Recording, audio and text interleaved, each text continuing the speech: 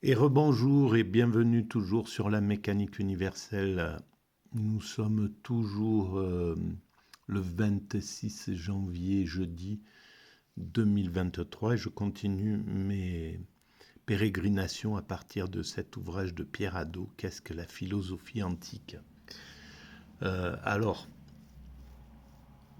pour ceux qui connaissent mon travail, je le répète quand même, c'est la tentative naïve sans doute, de démontrer la pertinence du divin, qu'il y a un principe créateur qu'on peut appeler divin, qui correspond à ce que les religions, toutes les grandes mystiques imaginent du principe créateur, donc innommable, impensable, voilà, comme toutes les religions dignes de ce nom l'ont conçu, les grandes religions.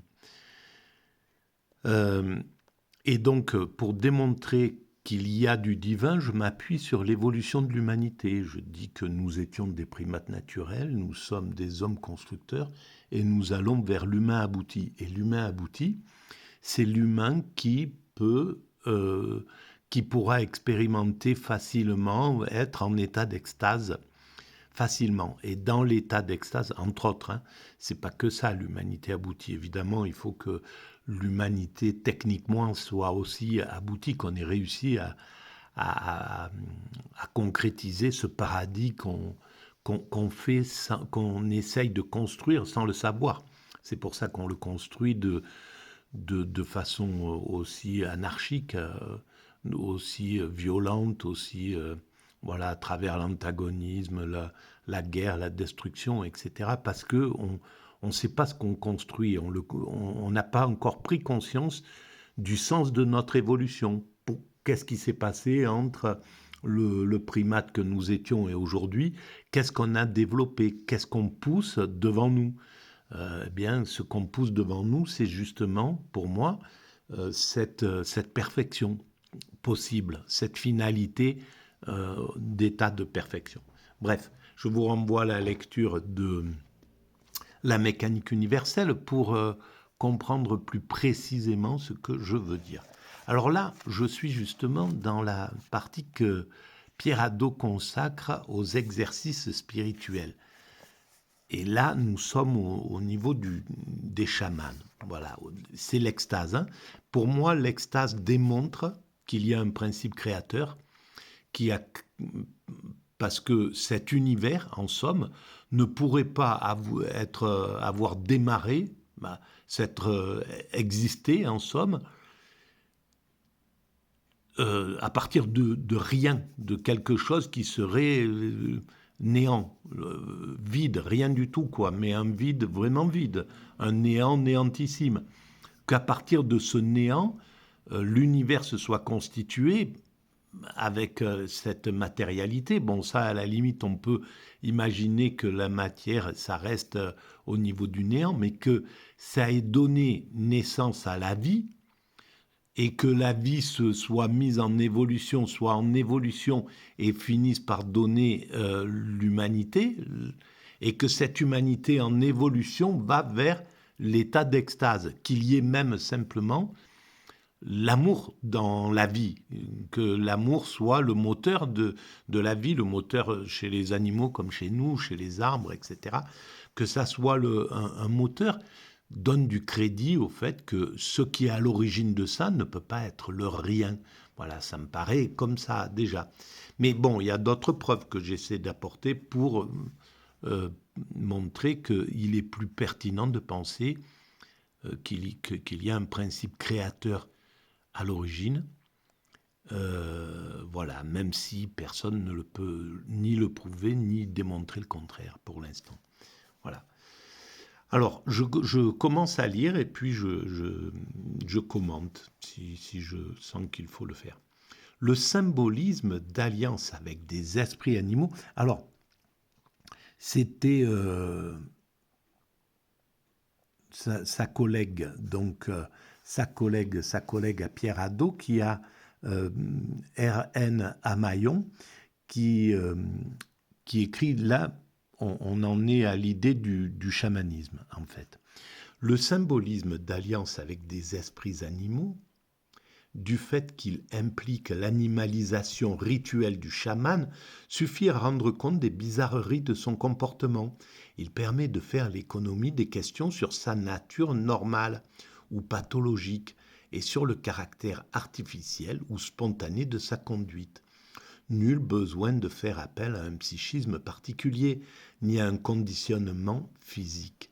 Le chaman communique avec les mouvements de son corps, avec les esprits animaux, comme le font entre elles des espèces différentes, sans langage commun, en bondissant comme s'étendant inertes. Il n'est ni hors de lui, ni évanoui, ni hystérique,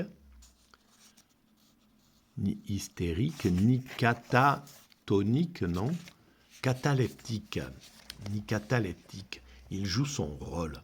Alors, bon, c'est une expérience certainement qu'elle a du chaman, mais comment pouvoir comprendre tout ce qui nous est inaccessible pour l'instant? C'est pour ça que, évidemment, on sait qu'il y a des charlatans parmi toutes ces sciences parallèles, qu'on pourrait dire les sciences parallèles. Et évidemment, ils existent. Mais on peut aussi penser qu'il y a une compréhension différente des choses. Et quand on fait l'expérience de l'extase, par exemple, on se rend compte que le corps comprend des choses vraiment incroyables, particulières, qu'on est dans un état de conscience totalement différent, modifié, mais complètement particulier, qui ne correspond à rien de connu dans cette chose-là. Alors, il y a quand même des choses qui nous sont encore inaccessibles. Alors évidemment, quand on est complètement englué dans le matérialisme pur, dans le scientisme, dans quelque chose qui ne peut pas imaginer quelque chose d'autre que ce que la science propose, évidemment, c'est difficile de pouvoir imaginer d'autres réalités, d'autres niveaux de réalité. Et pourtant, la science est en train de le démontrer. Il est possible que cette vibration du monde donne cet univers et qu'une autre vibration des atomes autour du noyau donne une autre vibration qui pour l'instant peut... Voilà. Et on voit bien que la science, elle avance vers quelque chose, vers le mystique sans le vouloir en somme. Il ne s'agit pas pour lui d'atteindre un état ou de vivre une expérience comme le veulent certaines interprétations occidentales, mais de réaliser l'action attendue par les siens. Je ne suis pas d'accord avec ça. Voilà, c'est beaucoup plus profond que ça. Même aussi au niveau tribal, si la tribu n'aurait pas accepté un illusionniste, n'aurait pas accepté que ce soit quelqu'un qui se moque d'eux en somme ou qui est là juste de façon superficielle. C'est quelque chose d'autre qui se passe dans ces expériences-là, qui ne nous sont pas encore complètement comprises parce on a du mal à aller les étudier, les réfléchir, les prendre au sérieux en somme. Celles qui peuvent être prises au sérieux, bien entendu. On reste bien sûr vigilant avec tout ça, c'est important. Mais il n'y a donc pas lieu de faire appel au vocabulaire de la transe, de l'extase ou des états altérés de la conscience. Vocabulaire ambigu puisqu'il implique entre état physique, état psychique et acte symbolique un lien que rien ne prouve. Mais rien ne prouve que ce lien n'existe pas aussi. Donc au minimum, c'est l'humilité devant ça. Je continue. Alors, certains parlaient de Socrate comme un chaman. Pour pouvoir parler de Socrate comme d'un chaman, il faut, me semble-t-il, éliminer de la notion de chaman tout ce qui lui donne sa spécificité. Pour H. Joly, Le fait que Socrate se tenait à l'écart et demeurait immobile pour méditer, le fait qu'il appliquait son esprit à lui-même, prouve qu'il recourait à des techniques fort connues du contrôle du souffle. Fort connues me semble bien exagéré, reprend Pierre Hadot. Supposé ou possible serait plus exact, comme nous l'avons vu. Et évidemment, on ne sait pas pourquoi il faisait ces expériences-là. Et bien souvent, quand il était en guerre, d'ailleurs, qu'est-ce qu'il allait chercher, passer la nuit sur une colline à se tenir debout en méditation? Qu'est-ce qui s'est passé dans son état d'esprit? Il y a encore des zones qu'on ne comprend pas, sans doute. Donc, je pense pour ma part que si l'on veut méditer tranquillement, il faut bien se tenir immobile et silencieux, et que cette conduite n'a rien à voir avec la retraite du chaman.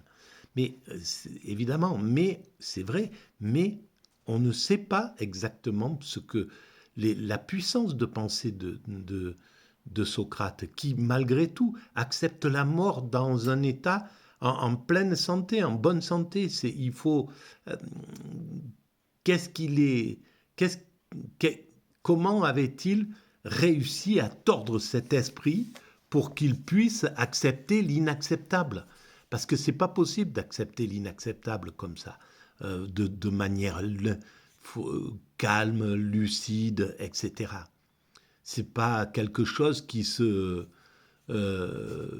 il faut avoir développé un état d'esprit bien particulier, incroyable.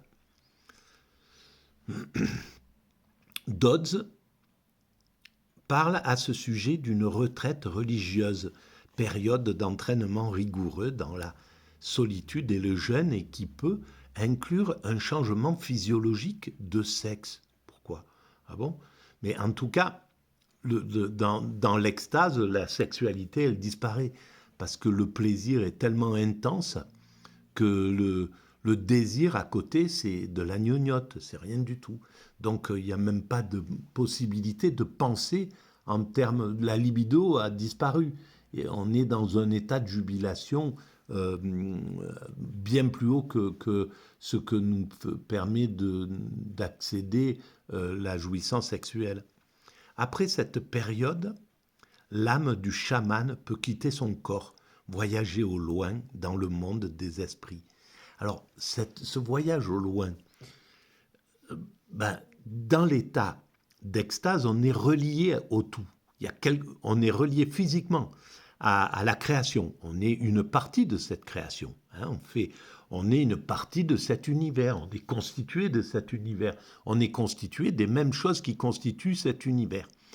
Et donc, dans l'état d'extase, pour avoir fait cette expérience-là, on est en fusion avec l'ensemble de l'univers. On est en osmose, on est en totale osmose avec l'univers, avec tout, avec n'importe quoi, avec un brin de feuille, avec un bout de tissu, avec ce qu'on veut. Et même, voilà, comme le disent le bouddhisme, par exemple, qu'est-ce que c'est que le nirvana? C'est un bâton qui remue la merde. Bon, ben oui, pourquoi pas? Dans cet état, on est en lien absolu avec tout. C'est pas... Voilà, il n'y a rien qui... Tout est parfait dans l'univers, dans cet état-là. Et donc, bien sûr que l'esprit, il traverse l'univers, en fait. Il est en lien avec tout cet univers. Il est complètement... C'est nos cellules, c'est nos atomes qui sont en lien avec tous les atomes qui constituent l'univers, mais qui constituent le Soleil, la Voie lactée, la galaxie, les autres galaxies, la fin de l'origine de l'univers, etc. On est dans un état nos atomes sont en contact, en fusion avec les autres atomes. On le sait pas, on voit pas, on sent pas nos atomes qui sont en train de jubiler ou de copuler avec les atomes de l'origine du monde. Non, mais c'est- quand on a fait l'expérience de l'extase, c'est pas pour rien que tous les religieux qui ont fait cette expérience parlent de cette fusion avec le divin, cette sensation de se sentir comme le divin, etc., etc. C'est pas pour rien que ça qu'on arrive et c'est valable dans l'hindouisme, dans le bouddhisme, comme dans le judaïsme et le christianisme et l'islam. Donc, c'est pas pour rien que c'est quelque chose qui concerne 90% de l'humanité. Et bon, c'est la même chose certainement chez les chamans. Donc, il y a quelque chose de puissant là derrière. Voilà, alors, mais les réalités sont beaucoup plus complexes, étant toujours liées à un certain rapport rituel avec les esprits animaux ou les âmes des morts. Eliade et Dodds se représentent le chamanisme comme le pouvoir qu'a un individu de modifier, comme il le veut, les rapports de son âme et de son corps, alors qu'il s'agit plutôt de l'art de pratiquer une certaine conduite symbolique en rapport avec certaines situations concrètes. Voilà, deux façons de parler, de penser. Une façon qui est matérialiste, qui ne peut pas sortir de son corps, qui ne peut pas sortir de, de, de son ego, en somme, et une façon qui peut comprendre qu'il y a une autre partie.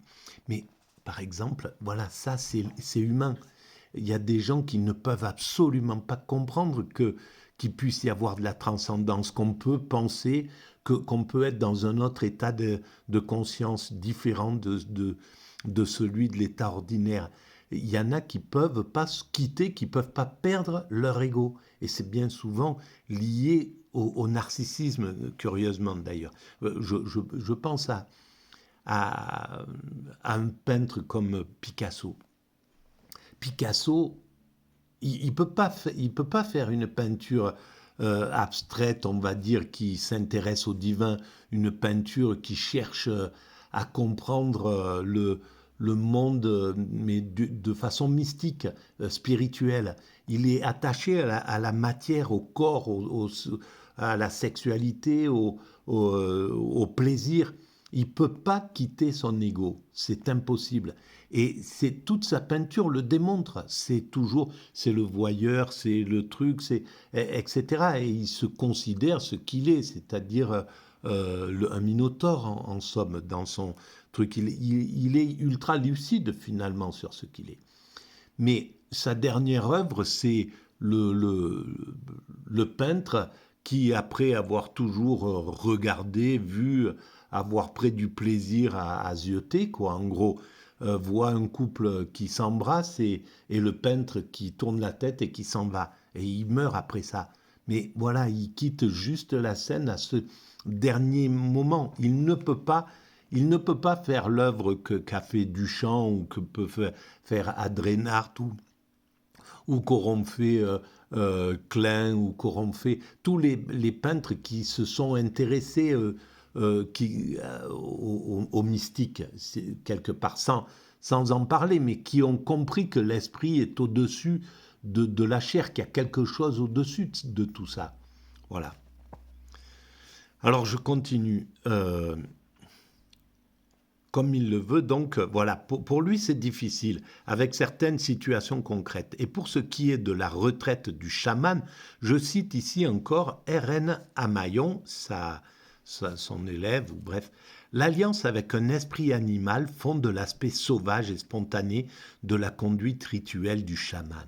Elle fonde aussi les conduites informelles qui engagent sa carrière, fugue, refus de viande, somnolence, etc. Mais c'est pas pour rien qu'il y a refus de viande, somnolence, fugue, etc. Manifesté à la puberté, ces conduites sont censées exprimer l'entrée en contact avec les esprits animaux et constituer une épreuve de virilité. Voilà, c'est une façon de voir le monde sans pouvoir y percevoir que du sens à travers le mystique. Quand on peut pas, on peut pas. C'est comme ça, c'est le truc. Il n'y a pas de, il y a rien à dire avec ça. On le voit quand moi je discute. Il y a des gens, ils ne peuvent pas atteindre cette réflexion-là, parce que ils sont pas constitués psychiquement pour s'intéresser à ça. Il n'y a rien à dire avec ça, il n'y a pas de critique à avoir. Chacun est dans son truc, mais c'était combien de fois au tout début de la mécanique universelle, en l'an 2000, 2001, 2002, j'avais des amis où j'allais faire un peu la fête avec eux et je leur parlais évidemment de l'humanité va vers cette perfection, l'amour absolu, etc., la fraternité. Et ils me disent mais c'est pas possible, c'est pas vrai, tu vois bien c'est le mal qui l'emporte, etc., etc. Et c'était pas possible pour certains, c'était impossible de pouvoir l'imaginer. Ils m'ont drôlement servi à comprendre ce qu'était le narcissisme et pourquoi le narcissisme ne peut pas concevoir cette finalité positive. Voilà, ça sera une autre chose. J'en parle sur la mécanique universelle, mais je pourrais développer ça un peu mieux que ça. Bon, ben je vais arrêter là sur cette vidéo-là, puisqu'on arrive à 20 minutes et ça fait beaucoup, beaucoup, beaucoup, beaucoup. À très bientôt, merci, au revoir.